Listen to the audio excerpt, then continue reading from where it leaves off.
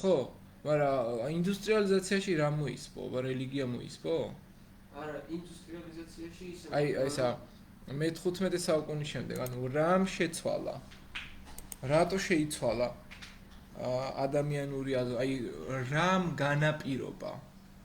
რა არ განვითარდა? მოდი ასე მივყვეთ. იმიტომ ეს უნდა გაიაცროთ. ძველ მსოფლიოში რა არ იყო და რა გაჩნდა მე-15 საუკუნეში? რატო ანუ ათენური სკოლები, ათენის აკადემია, რატო შეიძლება უნივერსიტეტის ხასიათი არ ქონდა, მაგრამ არ იყო ამ განმანათლებლობის ეპოქა უფრო შეცვალა ადამიანების ხედვა განათლების მხრივ. განმანათლებლობის ეპოქამ თეორიები რა უწყობდა ხელს იმას, რომ ინდუსტრიალიზაცია დაიწყო. განმანათლებლობის იდეები გასაგებია, ადამ სმიტი რომ განვიხილოთ, გავიგებთ, რომ ადამ სმიტის ეკონომიკურმა თეორიამ აი ჩამოაყალიბა კაპიტალიზმი. მაგრამ აქამდე როგორ მოვედით?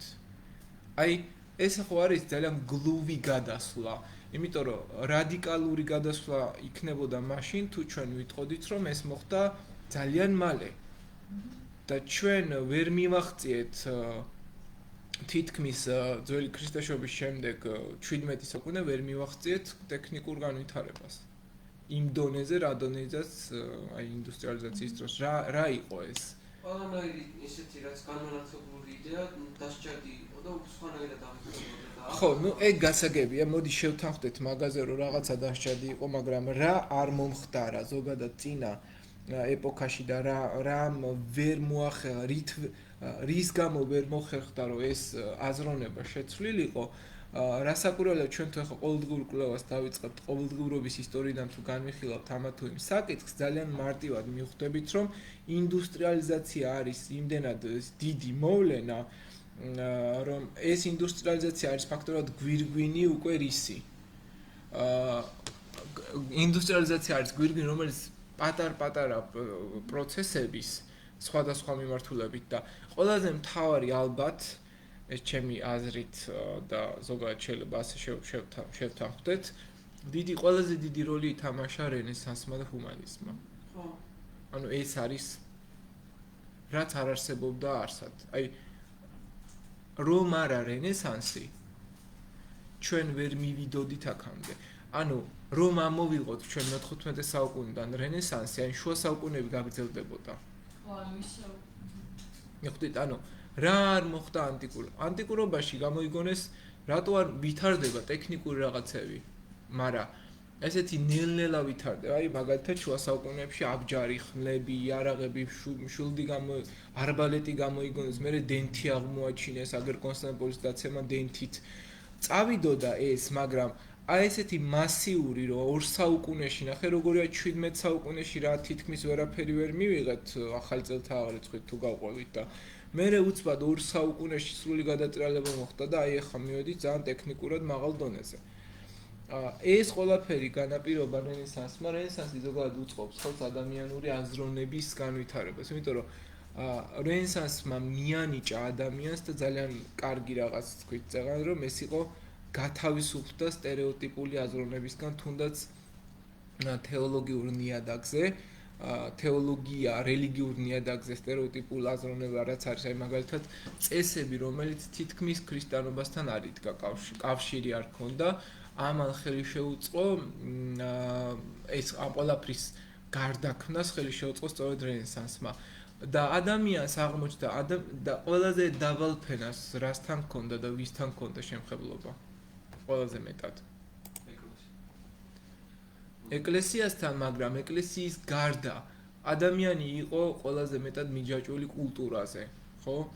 ნახატები, ეს ასე ვთქვათ, ეს ადამიანები, რომლებიც აი კულტურას ხო გინდა თუ არ გინდა ხო ეხები, ხედავ ეს კულტურა რო გამოიფინება სადღაც, ანუ ყველაზე დიდი შემხებლობა რენესანსმა, ჰუმანიზმმა და ეს ჰუმანისტური იდეების გავრცელება განსაკუთრებით რო დაიწყო, იმიტომ რომ ყველაზე მთავარი ფორმაცია, რამაც ალბათ ადამიანის აზროვნებაში ყველაზე დიდი გარდატეხა შეძლო და მოახდინა, იყო ჰუმანიზმი. ხო?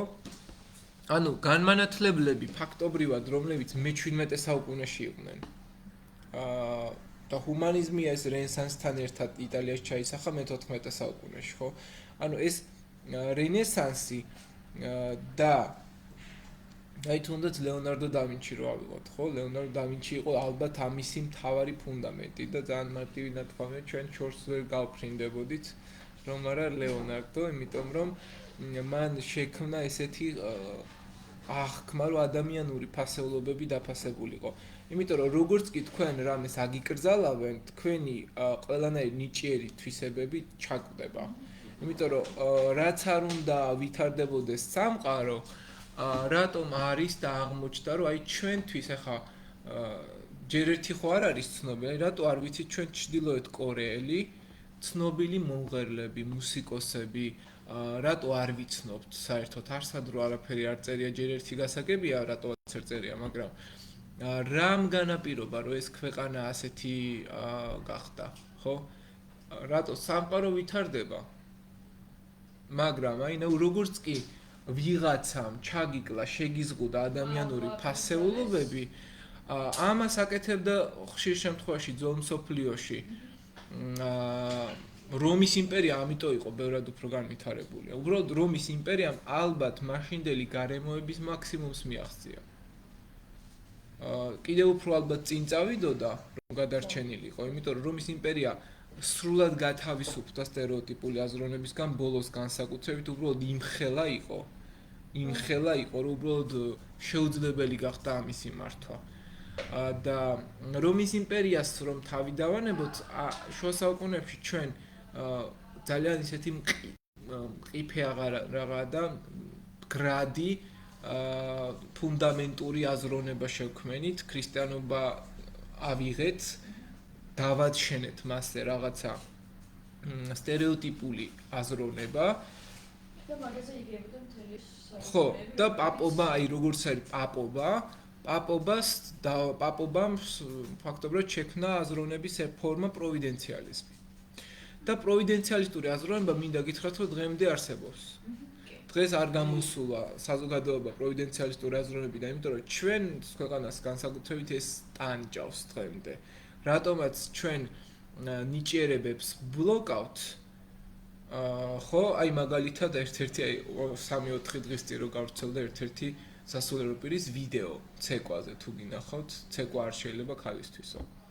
ეს იყო ესეთი ვიდეო, აი ქადაგება ამბიონზე დგას ეს ადამიანი და ნუ მესმის რა კონტექსტშიც ქადაგებს, გასაგებია მისი мотиваცია, რო არ რაღაცა გავაკრიტიკოთ ესე ძალიან ბოლომდე, მაგრამ იდეა აი წარმოიდგინეთ 21 საუკუნეში ადამიანი გამოდის და სხვა არაფერი არ არის პრობლემა და ქალთან ძალიან აი ხისტი ხეპრე ქადაგება რაღაცნაირი, აი როგორ იცით რომ შეხედავ და მოისმენ პირდაპირ ეტყობა რომ აი რას ამბობს ახლა ეს ხო აი ცეკვა მერე იმას როგორ უჭირავსო თავიო ბიჭებთანო და რაღაც ესე და ხო აი ანუ ეს არის პროვიდენციალური აზროვნების ერთ-ერთი სახე. ამით თვითონ სასულიერო პირები იტანჯებიან სამწუხაროდ.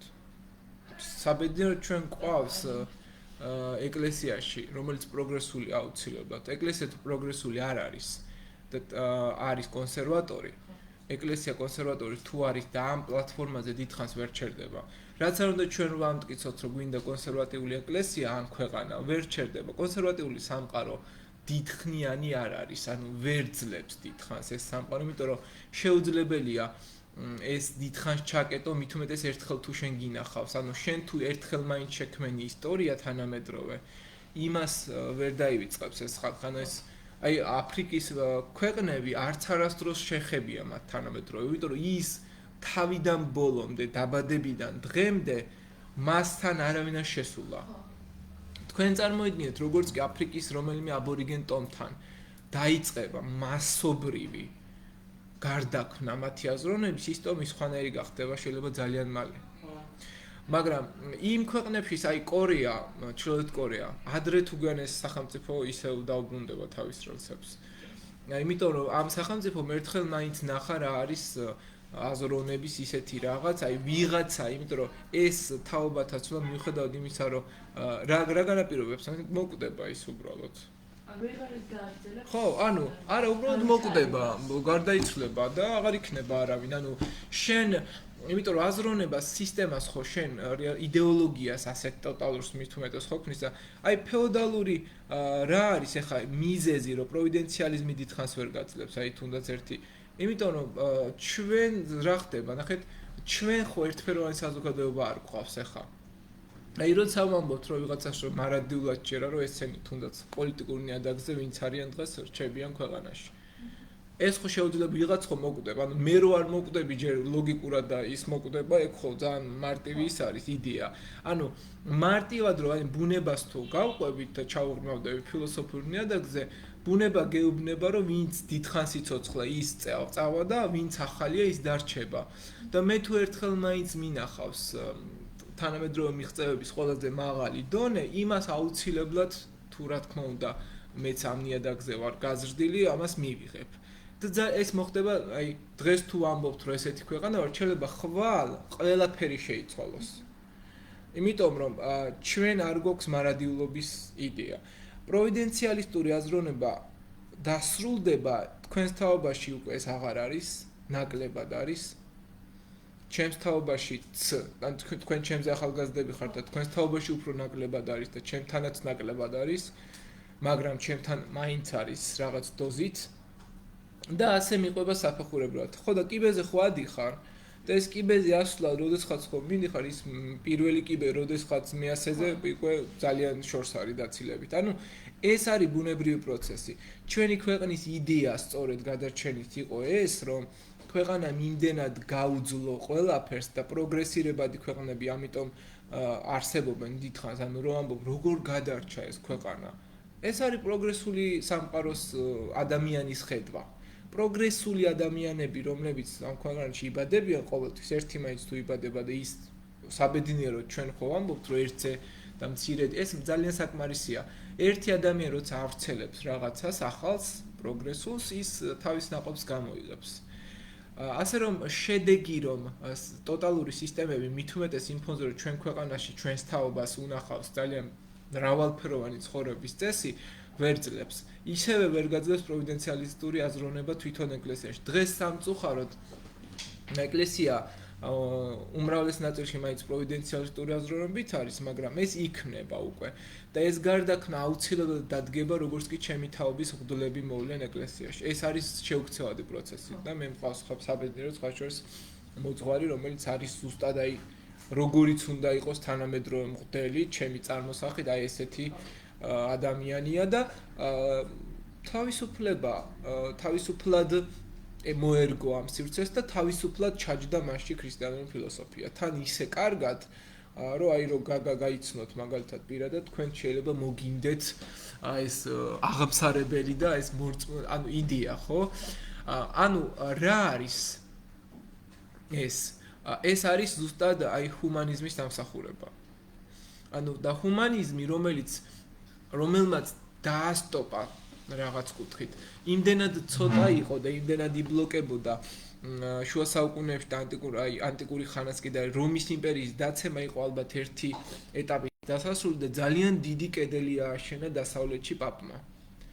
ისეთი დიდი და შავი კედელი ააშენა, რომ ვერ მოხერხდა ამ კედლის სწრაფი გადალახვა, ნგრევა. ეს დაიწყო სქიზმა, რატომ მოხდა?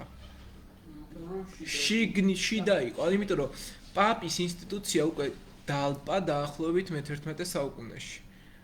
სქიზმა რომ მოხდა და ჯერ რაღაც დროს მე-11 საუკუნეა ქრისტიანობა, რომელიც უკვე 400 წელი გავრცელებული იყო რომის იმპერიაში, თითქმის და ვრცელდებოდა. პირველი განხეთქილება იყო საეკლესიო კრება. ანუ საეკლესიო კრება კარგი კია თავისი არსით, მაგრამ ეს არის განხეთქილების პირველი ხედვა. ჩვენ გვჭირდება, იმდენად ვეღარ ვთანხმდებით უკვე რაღაცეებზე, რომ კრება ჩავატაროთ. და კრება არის ლეგიტიმურობის დასტური. შენ იყავი ამ კრებაზე, არ ყოფილვარ, მაშინ შენ რა გესაქმება, ხო? ანუ არ ყოფილხარ, ჩვენ შევადგინეთ უკვე შევთანხმდით და კარგად იყავი, ეს არის წესი. დაემორჩილები ხვალიდან. ანუ იდეა იყო, რომ კრებები 7 ჩავატარეთ თან. ნახე, ერთი კი არ ჩატარდა, 7 კრება ჩატარდა და როგორც კი გარემოება მოდი შევიკრიბოთ და შევთანხმდეთ. აი დღესაც ხო არის ესეთი მაგალითი. რატო იკრიბებიან ადამიანები? იმიტომ რომ მოდი ვილაპარაკოთ. იმიტომ რომ იქ შეკრება ნიშნავს უკვე ძალთა ერთობლიობას, ვიღაცეებს აქვს ბევრი ტვინი ერთად ხდება და რა ხდება, როცა ბევრი ტვინი ერთად ხდება სინთეზი მაშინ, იმიტომ რომ ჩემი ძმა მე მგავს ძირითადად გონებრივი შესაძლებლობებით. მაგრამ შენ მე არ დამეგონე, იმიტომ რომ სხვა გენი გაქვს. ანუ აღმოჩნდა რომ ერთი გენი და მეორე გენის ტვინები რო შეკრებიან, იმათი სინთეზი ტვინის სულ აი ცოდნი გონების სულ სხვა არის და აი იქ შეიძლება დაიბადოს ეს ჭეშმარიტება, რომელმაც მართლა გაიყვანოს უკვე ეს შეთანხმებაზე და ეს საზოგადოება შეთანხმდეთ. ანუ ფაქტობრივად ჩვენ საუკუნეებში ამას ბლოკავდა პაპი. ამბობდა რომ არა, ეს ასე არ არის, ეს ასეა, მე თქვა რომ ინდულგენციას გამოცემ და ეს ასე იქნება ძალიან სწორად და ფაქტობრივად მივყვებით ჩვენ, მივყვებოდით ამ ინდულგენციას, რომელიც მე დაიწყო შეწეღა რაც ახსენე ანა, ეს არის უნივერსიტეტების ხანიდან. უნივერსიტეტების ხანა, რომელიც უნივერსიტეტებს ქმნის და მე-19 საუკუნეში მივდივართ და ფაქტობრივად ყალიბდება ასეთი სააზროვნო ფორმა სკოლასტიკა, სკოლა. ხო? არის ზუსტად პირველი საწყისი, რომ ჰუმანიზმი შექმნილიყო, ჰუმანისტური იდეები, იმიტომ რომ ჰუმანიზმი ესე პირდაპირ რატო გაჩნდა მე-14 საუკუნეში რენესანსში? ანუ არ არსებობს შემთხვევითობა. ფსიქოლოგიაში ეს განსაკუთრებით მიღებული წესია. შემთხვევითობა არ არსებობს. აი ის რომ რატომ ხდება ხოლმე, აი მაგალითად შემთხვევით დავარტყი ხელი. ხო, ეგეც რაღაც არ არსებობს. შემთხვევით აი შემთხვევით შემომაკვდა. ხო? და თუ დაუფიქრდებით ამის კონტექსტს, აღმოჩნდება რომ არ არსებობს არანაირი შემთხვევითობა. და ჩვენ უბრალოდ გვინდა პასუხისმგებლობის მოცილება. ხან ღმერთს ვაბრალებთ, ასე გქონდა ბედი დაწერილი. ეს იყო პროვიდენციალისტური აზროვნება, რომ ხან ანუ ყველაფერი თითქოს ღმერთისგან და ესეც არის პროვიდენციალისტური აზროვნების დღევანდელი ხედვა. თქვენ ყოფიერებაში, ყოველდღიურობაში ნახეთ, რომ პრინციპი შემთხვევით მოხდა, დღეს თანამედროვე სამყარო ამბობს, რომ შემთხვევით არაფერი არ ხდება. შემთხვევით არ ხდება ეს. ყველა გარემოებას აქვს საწყისი მიზეზი.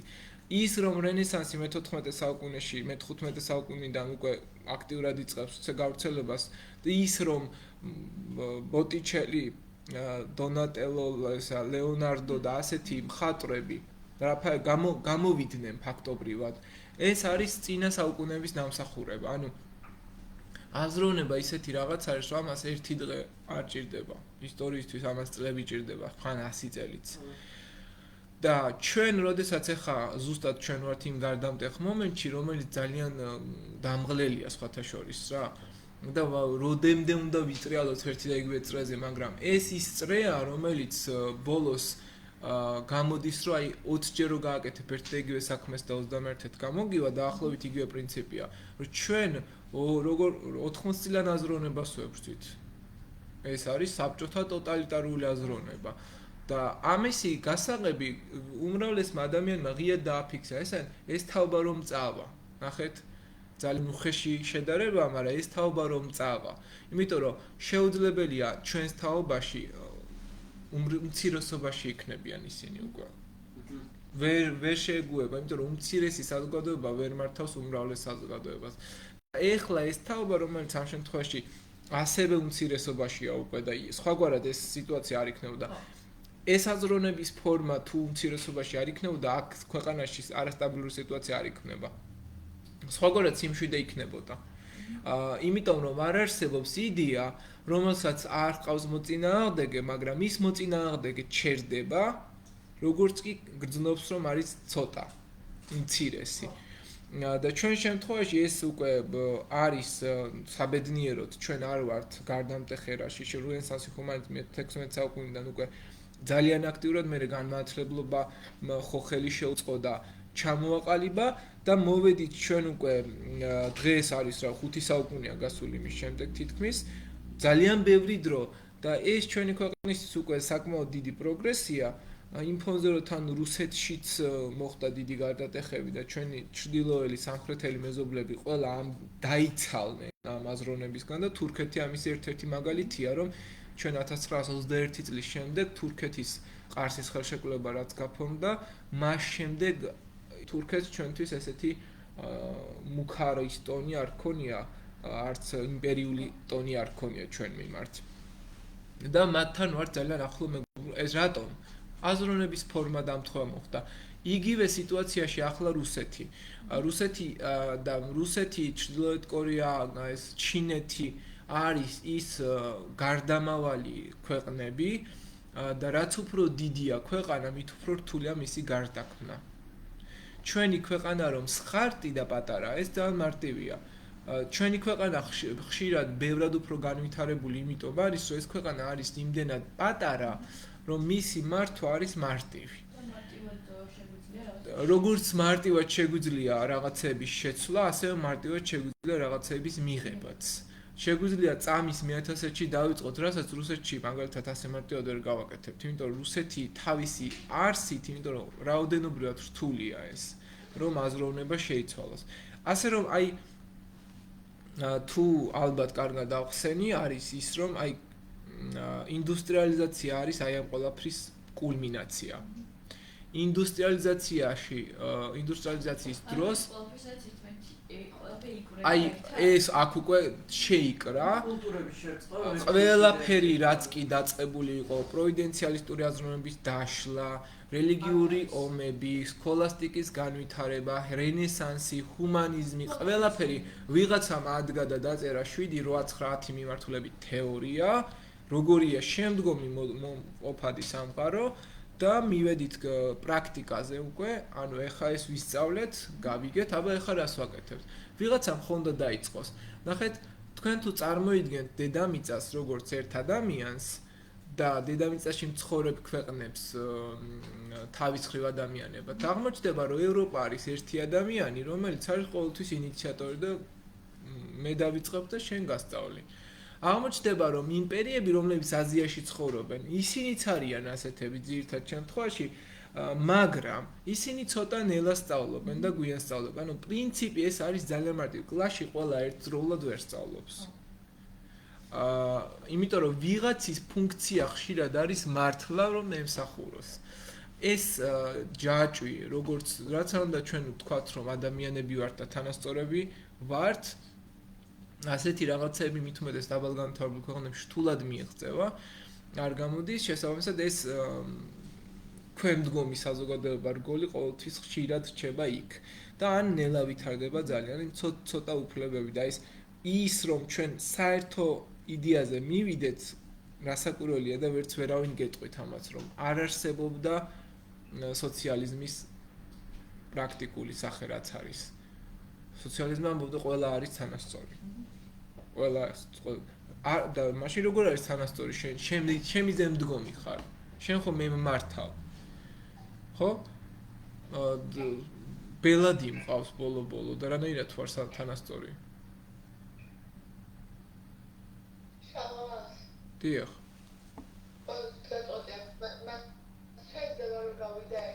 დიახ.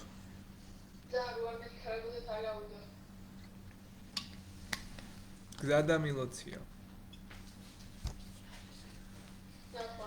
ნახანდის. ხო, მოკლედ, ამგვარად ეს მინდოდა ამ საკითხზე, ეს არის თავარი ალბათ, რაც თქვენ ტექსტში არ გიწერიათ და უნდა გაიაზროთ და მე პრაქტიკულად რამ გამოიწვია ინდუსტრიალიზაციის ტექნიკურ რაღაცების განვითარება, აი მაგალითად დიდმა გეოგრაფიულმა აღმოჩენებმა. გაიცვალა. კი. იქედან აქეთ სხვა რაღაც წამოვიდა, აქედან იქეთ რაღაც წავიდა და საბოლოო ჯამში ჩვენ მივიღეთ უკვე ეს ყველაფერი ევროპაში დაგროვდა, ცოდნა ევროპაში იყო და всё, მორჩა ახლა დავიწყოთ ამისი პრაქტიკული შენება და დაიწყო ამისი შენება. მუშათა კლასი გარდაიქცა მეოთხე ფენად, ბოდიშით გლეხობა გარდაიქცა მეოთხე ფენად მუშათა კლასად. ადამ სმითმა, რაზეც თქვენ უკვე შეისწავლეთ, განმანათლებლობა შექმნა თავისუფალი მარკეტის ბაზრის თეორია, რომელიც ნიშნავს, რომ რატო არ უნდა ვივაჭროთ ჩვენ ყველასთან. ხო? ივაჭრე ყველას და მიიღე, წამოიღე იქედანაც რაღაცა, აქედანაც წაიღე. ხა ჩვენ კი ვამბობთ, რომ უბრალოდ იდეა რა არის, სამყარო თან ხდება, რომ აი ხარისხია, ჩინური ცუდია, იდეა ეგეთი რატო გვაქვს ხო ხანდახან. მაგრამ ჩინელები ძალიან ბევრ რაღაცაში არიან წინ, აი ამერიკელები ძალიან ბევრ რაღაცაში არიან წინ და შეიძლება აღმოჩნდეს, რომ ჩვენც რაღაცაში ერთხელ ვიყოს წინ და ჩვენგანაც წავიდეს. ეს ერთეული შემთხვევაა, ოღონდ აქ არის საშუალო თანაფარდობა. რა ზომისაც არის ქვეყანა, იმ ზომის არის მიღწევებიც. ასე რომ ასე ყალიბდება კაპიტალი. კაპიტალი როგორ გაჩნდა ადამ სმითის თავში, რომ დავაბანდოთ ეს ყველაფერი კაპიტალი. კაპიტალი არის ის, რომ მან იმდენად ბევრი თეორია დააგროვა უკვე, რომ ამისი პრაქტიკული ენციკლოპედია არის კაპიტალის თეორიის დაბანდება წიგნებში რა. და რასაკვირველია შენ თუ გეოგრაფიული აღმოჩენებით ყველა სამყაროს მიღწევას დააბანდებს, სადღაც ვიღაცა ადგება, წაიკითხავს და ორი ტვინის სინთეზის შედეგად სულ სხვა რაღაცა ტექნოლოგია ამას თუ სხვა იდეა დაიბადება და ასე დაიბადა იდეები ინგლისში, რაც საკვირველია პირველი იყო ინგლისი, იმიტომ რომ ინგლისი ყველაზე დაწინაურებული და განვითარებული იყო ამ ქალაქებში. ინგლისმა პირველად გადაწყვიტა, რომ მოდი ახლა დავიწყო მიწიდან რაღაცა რკინის, ქვანახშირის, ნავთობის და სხვადასხვა ნივთიერებების ამოღება და ამოიღო. ასევე ინგლისი წავიდა წინ და ისე განვითარდა და ისეთი შედეგები დადო, რომ ინგლისი სხვათა შორის აი წლების გასვლასთან ერთად თქვენ თუ დააკვირდებით, ნახეთ 1500 წელს ინგლისი ამუშავებდა მიწათა 45%-ს და 1914 წლისთვის ინგლისის დამუშავებული მიწები იყო მთლიანად ათვისებული, ანუ 95% ინგლისმა აითვისა, ჩვენი მიწების 60% გვაქვს დღეს ათვისებული, სხვათა შორის იმდენად ვერ ვიყენებთ მიწებს ბოლომდე, რაც გვაქვს. ანუ გამოვიდა, რომ ინდუსტრიულურმა რევოლუციამ შექმნა ასეთი ხედვა, მაგრამ რასაკვირველია, ყველა განვითარებას აქვს უარყოფითი ხედვებით და ეს არის აი მაგალითად ყველაზე ტრაგიკული საჩვენებელი, ეს არის ბავშვების ასე ვთქვათ, შრომა, რომელიც იყო გაუსაძლისი, იმიტომ რომ ბავშვებს ეგვაგანს ეს არის ძალიან მარტივი, ახლა რა უნდა იქიდან ქვის მოპოვებას და წავალ შევძრები გამოქვაბულში და თამაში რა. იმიტომ რომ პირველად რაღაცის კეთება ყოველთვის სახალისოა. და ეს როგორც კი რუტინაში გარდაიქმნება, ამიტომ ვამბობ ხოლმე, რომ ადამიანი 10 წელი ცხოვრობს მეთქი, რომ თუ მე ვერ შევძელი რომ თქვენს თაობას სამომავლოდ წინააღმდეგობა ვერ გაუწია პროგრესირებული, მე თუ ვერ შექმნი რაღაც ახალი, მე ჩათვალე რომ უკვე მომბეწრდება ეს ყველაფერი, დავიღლები. იდეა რომ აი ბერძნების იდეა ფილოსოფიაზე სულ უნდა სწავლობდე, მაგასთან არის სწავლა რას ნიშნავს? სწავლა არის რომ შენ ყოველთვის ერთ უნივერსიტეტში ხო არის სწავლი. სულ წინ მიდიხარ. და ეს ნიშნავს, რომ შენ სხვა ტვინსთან სინთეზირდები, იმიტომ რომ შენ თუ არ მოხდი სადღაც სხვაგან, ის ტვინი შენსაც ვერ მოერგებ. აი, სინთეზი ყველასთან ხო არ ხდება და შეიძლება მხოლოდ ის ადამიანი ვიღაცა რო საფრანგეთშია და რაღაც ლექციას კითხულობს, აი იმისი აზრი მოგერგოს და აი მაშინ გაჩნდეს ახალი იდეა. ამიტომ აი ეს მუდმივი განვითარების პერსპექტივა ადამიანში თუ ჩაკვდა, მაშინ იწყება კვდომა.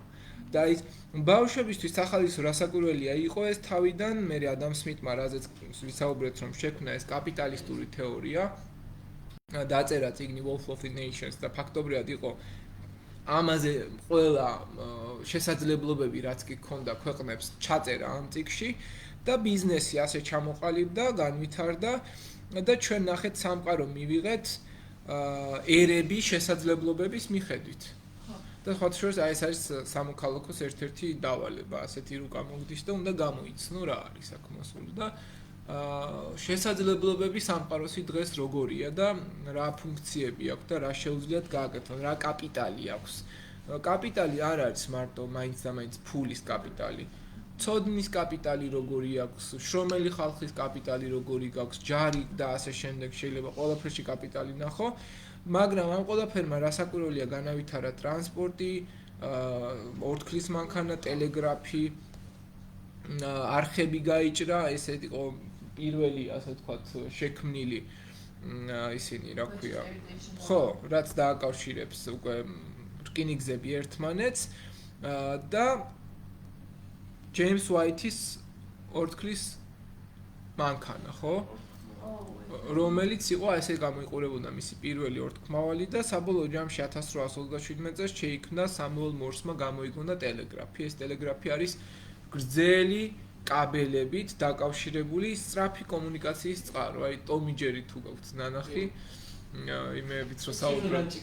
ხო, და ეს სიტყვები რო გარბის თოგზე. ეს ფიზიკურად უკვე ჩვეულებრივ შესაძლებელი გახდა და აი ამ კაბელებმა სხვათა შორის ძალიან ბევრი რაღაცები გაამარტივეს და სხვათა შორის მეც საკაბელო ტელეფონებს მოვესწარი რაღაც პერიოდ მახსოვს რომ 1 ლარი ყირდა ტელეფონით მიხვიდოდი და ამ საკაბელო იმით დარეკავდი. ანუ ინგლისი ამ კუთხით სრულად ხო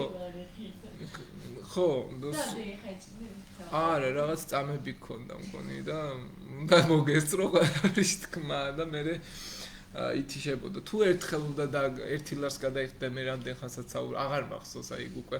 იმიტომ რომ მე მახსოვს რომ 3-4 ჯერ დეეჩემა გამაგზავნა რომ წადი და დარეკე და ეს გადაეცი და მოვედი მე. ხო და ეს რა ქვია ინგლისი ამ კუთხით დაიქცელა და გადაგქონდათ უკვე ძალიან სწრაფად ნახშირი, ნავთობი, ენერგიის თავარი წყაროები, ამ ყველაფერმა შექმნა საფაბრიკო სისტემა, ჩამოყალიბდა ფაბრიკები და აი ამის ნაცვლად მივიღეთ უკვე ეს, ანუ ქალები რომ უნდა ქსოვდნენ, სახლში იძნენ მშვიდად და ბავშვებს აჩენდნენ, უცბად აღმოჩნდნენ ფაბრიკებში და აბა დაიწყეს მთელი ამბები და ეს იყო დიდი უბედურება, უაზრო ვეღარ აკონტროლებდა უკვე საზოგადოება. ყველაფერს მივიღეთ ეს შედეგი და აი ეს არის მაღაროში მომუშავე ბავშვების შრომა. ასე გამოიყურება.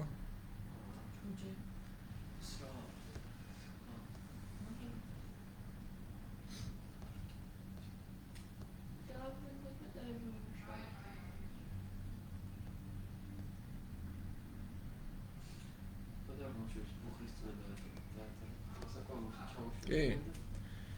მე კიდე უფრო წინ წავიდა ყველაფერი. მე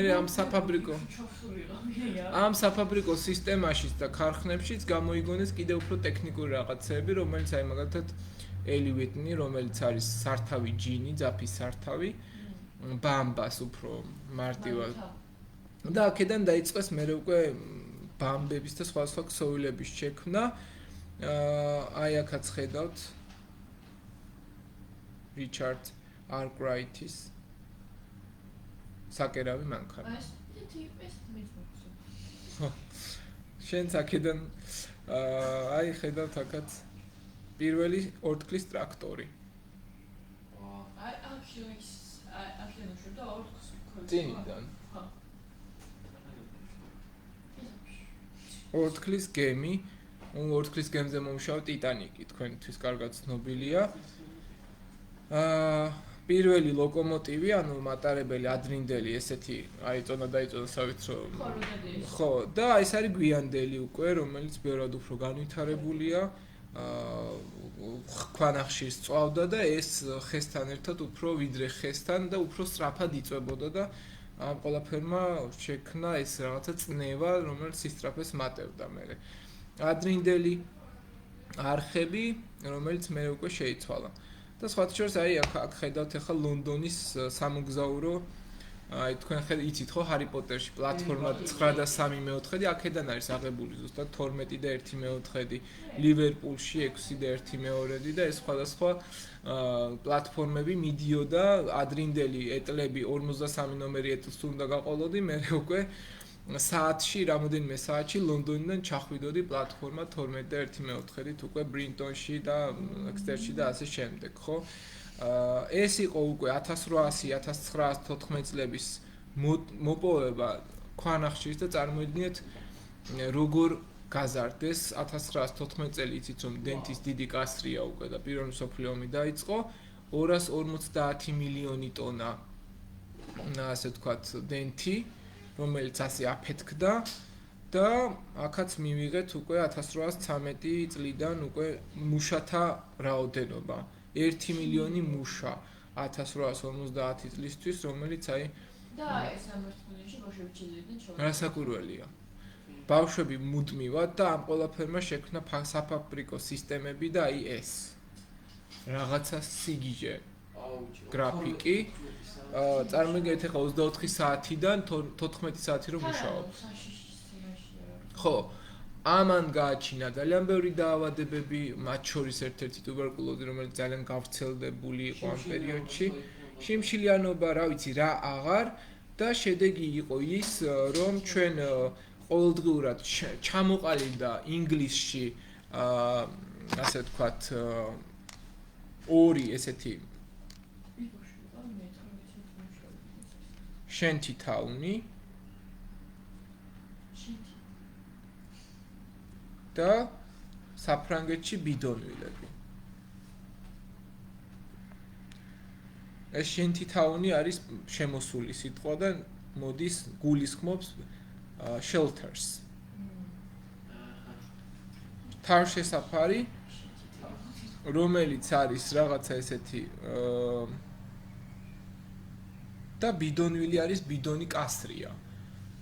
მუშები ცხოვრობდნენ კასრებში, ანუ მუშათა კლასი გადაიქცა მეოთხე ფენად, რომელიც დღეში იღებდა 1 და 2 ფრანკს, მუშაობდა 14 საათი და ერთხელ აჭმევდნენ მხოლოდ და რაღაც წყალ-წყალა სუპი იყო ისიც პურთან ერთად. აი ეს და ეს ყველაფერი საბოლოო ჯამში ჩიკაგოს აჯანყებამ დააბალანსა და ჩიკაგოს აჯანყება ხო, მუშათა დიდი აჯანყება. იყო ერთ-ერთი ალბათ ხსნა, მანამდე ინგლისმაც რაღაცები შეცვალა, ინგლისმაც დაიწყო თითქოს იდეების რაღაცა ფორმირება, განვითარება, ინგლისმა გამოსცა პირველად და ეს ყველაფერი ილინოისის შტატში დაიწყო პირველად, 8 საათიანი სამუშაო დღის კანონი ჰქონდათ და უნდოდათ რომ რაღაცნაირად შეეცვალა და პროფკავშირები შეიქმნა. პროფკავშირები რასაკვირველია ჩნდება ამის შემდეგ, იმიტომ რომ ყველა დიდ გაერთიანებას სჭირდება თავისი წესდება და კანონი და პროფესიული კავშირები, რომლებიც იყვნენ, იცავდნენ უკვე მუშათა უფლებებს და პროფესიულ კავშირს სათავეში ედგა ვიღაც, ის ფულს იღებდა და მუშები ემბოდა ჩვენი უფლებები დაიცავე და პროფესიული კავშირები გარდაიქმნა განსაკუთრებით ფრიდრიხ ენგელსმა და მარქსმა შექმნეს ასეთი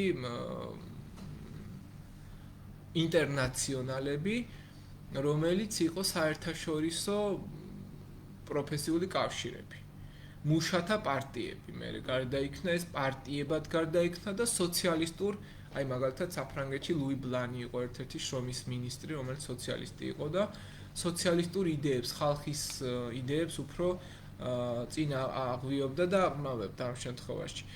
ხო, აი ამ ყველაფერმა რასაკვირველია გარკვეული ცვლილებების შედეგად მიაღწიეს, მაგრამ მუშები იყვნენ ძალიან საშიშ პირობებში, ბავშვები ხო საერთოდ და ქალები კიდევ და აი ეს კარიკატურა არის უკვე დღეში დაახლოებით 100 ადამიანი ისე იხოცებოდა და კვდებოდა თქვენ ხედავთ დაბინძურებული კვამში გახვეული პრობლემები, რაც მანამდე არ არსებობდა ხო საერთოდ და ბრიტანეთს ისეთი პრობლემა ჰქონდა მდინარის დაბინძურების, რომ რაღაცა ისეთი ხო, ახალი ინდუსტრიული ქალაქები, აი ესეთი ვიწრო, რაღაცა შავბნელი ქუჩები.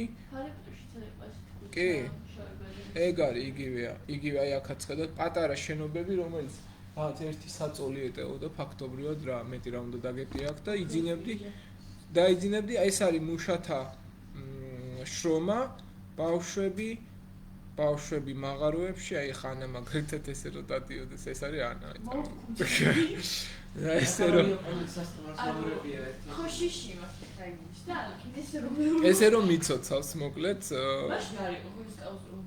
მაგრამ ყველაფერი სილამაზე აი აქ იყრიდა თავს. ეს არის კრისტალ პალასი, რომელიც 1851 წელს გაიხსნა, უზარმაზარი გალერეა, სადაც შედიხარ, ხდება სხვადასხვა ქვეყნიდან ჩამოტანილი პროდუქცია, ნივთები, აი სილამაზეები 1000 რაღაც და ამ ყველაფერმა აი ამერიკული პავილიონი ერთ-ერთი რაც გამოფენა აქ არის, მე-19 საუკუნის ჩაცმა ასეთი იყო და აი ქალები კიდევ